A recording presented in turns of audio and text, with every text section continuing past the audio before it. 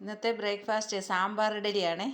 ഇങ്ങനെ ചെറിയ ഇഡലി ഉണ്ടാക്കിയിട്ട് ഇങ്ങനെ ഉണ്ടാക്കിയിട്ട് സാമ്പാർ ഇങ്ങനെ കോരി ഒഴിക്കണം. സാമ്പാർ കോരി ഇങ്ങനെ മുങ്ങി കിടക്കണം. സാമ്പാർ ഇഡലിക്കകത്ത് ഇങ്ങനെ സാമ്പാർ മുങ്ങി കിടക്കണം. എന്നിട്ട് അതിങ്ങനെ സ്പൂൺ കൊണ്ട് കോരി കഴിക്കണം. സാമ്പാർ ഇങ്ങനെ മുങ്ങി കിടക്കണം.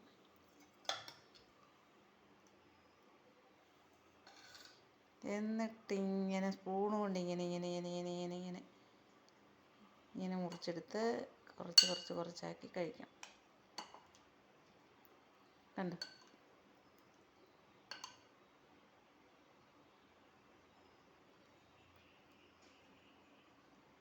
ഇങ്ങനെ